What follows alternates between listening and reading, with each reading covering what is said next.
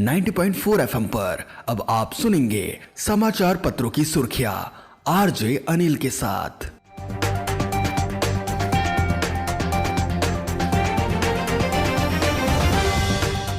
नमस्कार, आप सुन रहे हैं किसान रेडियो बस्ती अखबार पत्र की ताजा सुर्खियों के साथ मैं अनिल चतुर्वेदी। प्रमुख समाचार। सरजू तट से निकला रामलला हम आएंगे, मंदिर यहीं बनाएंगे का नारा। हाईवे के मंदिरों पर होगी विशेष सजावट। राम के चरणों में चढ़ेंगे विजय के खेतों के फूल। बाबा योगेंद्रनाथ के जीवन पर डाला प्रकाश। और संस्कृत व चरित्र निर्माण को बढ़ावा देती हैं किताबें। समाचार पत्रों की सुर्खियां अब विस्तार से।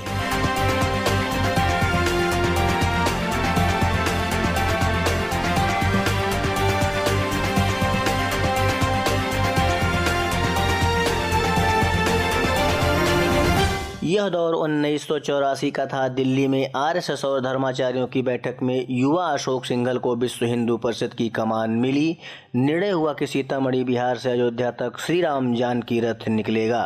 1984 में विश्व हिंदू परिषद के नेतृत्व में रथ भी निकाला गया। जगह जगह रथों का स्वागत हुआ, लेकिन बिहार से लेकर पूर्वी यूपी तक यात्रा को लेकर उतना उत्साह नहीं था जो आयोजकों को उम्मीद थी। लेकिन यात्रा के बस्ती पहुंचते ही ऐसा माहौल बन गया कि हर चौराहे पर 500 से 1000 की संख्या हजारों में पहुंचने लगी और अयोध्या सीमा तक पहुंचते समय श्रद्धालुओं की संख्या 1 लाख से अधिक हो गई।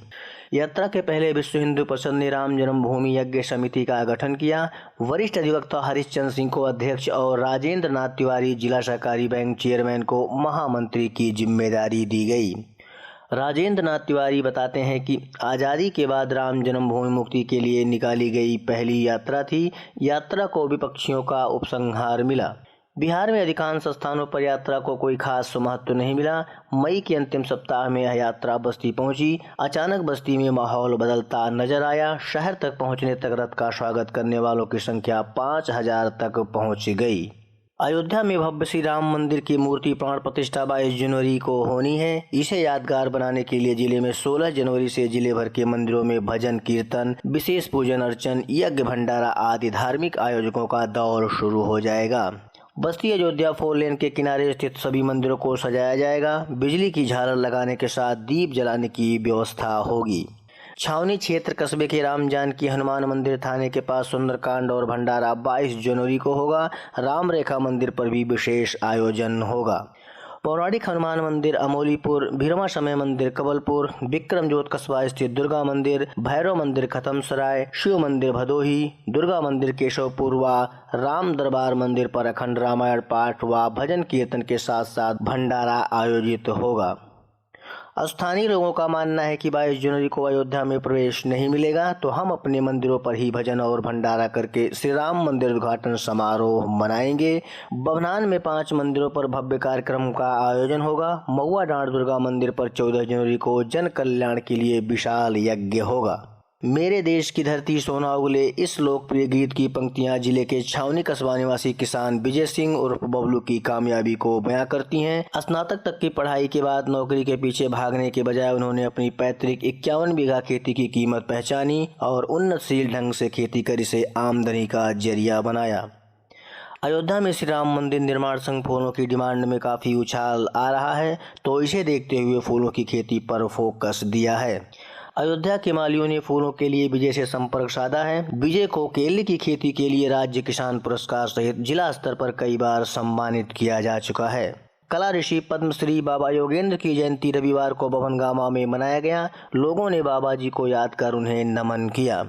राज्य ललित कला अकादमी के निवर्तमान सदस्य डॉक्टर नवीन श्रीवास्तव ने कहा कि बाबा योगेंद्रनाथ को पढ़ाई के दौरान से ही सबसे अधिक चित्रकला से लगाव था। वह कंधे पर झोला, झोले में सहस्त्रों कला साधकों कार्यकर्ताओं के नाम पतों वाली डायरी, एक धोती कुर्ता, यही बाबा की पूंजी थी। संतोष सिंह ने कहा कि बाबा योगेंद्रनाथ अपने नाम के अनुरूप कर्मयोगी और धैर्य योगी थे। इस दौरान डॉक्टर वेद प्रकाश श्रीवास्तव, सरिता शुक्ला, राहुल श्रीवास्तव, बाल मुकुंद, सौरभ, सत्यम सिंह, विनय मिश्रा आदि मौजूद रहे।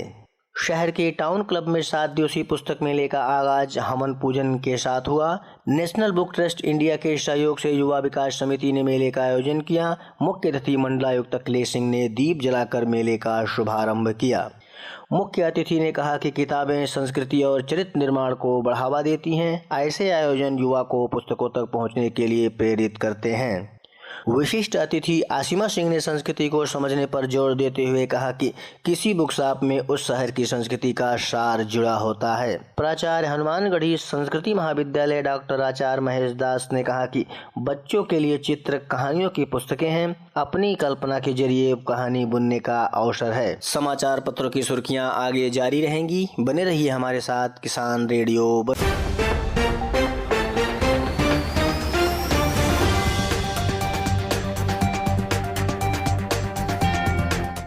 समाचार पत्रों की सुर्खियों में एक बार पुनः आप सभी का स्वागत है। जल्द रोशन होंगे बिजली से वंचित घर और मजरे। बिजली से वंचित घर और मजरे जल्द ही रोशन होंगे। सौभाग्य योजना के तीसरे चरण में विद्युतीकरण से छूटे हुए सभी मजरों को विद्युतीकृत करने की तैयारी चल रही है। केंद्र सरकार की मंशा हर घर बिजली पानी के कनेक्शन योजना के तहत विद्युतीकरण का कार्य कराया जा रहा है। RDSS प्रोजेक्ट के जोनल हेड विजय वर्मा का कहना है कि खंड के अधिकारियों व स्टाफ के साथ मिलकर DPR का सत्यापन कराया जा रहा है। सत्यापन के दौरान अब विद्युतीकृत घरों को भी योजना में शामिल किया जाना है। डिस्कॉम वाराणसी के प्रबंध निदेशक शंभू कुमार ने RDSS के तहत छूटे हुए मजरों को विद्युतीकरण कराने के लिए तैयार किए गए DPR का भौतिक सत्यापन कराने व DPR में छूटे हुए मजरों व पुरों को शामिल करने का निर्देश दिया है। सत्यापन के लिए खंडवार RDSS प्रोजेक्ट की टीम को जिम्मेदारी सौंपी गई है। विद्युतीकरण के कार्य में अब तेजी देखी जा रही है। ट्रैक्टर टाली की चपेट में आया बाइक सवार, मौत। गन्ना नदी ट्रैक्टर टाली की चपेट में आने से मोटरसाइकिल सवार युवक की मौके पर मौत हो गई। घटना की सूचना पर स्थानीय लोगों की भीड़ एकत्र हो गई। घटना के बाद बबनान खुड़ारे मार्ग पर लंबा जाम लग गया। मौके पर पहुंची पुलिस ने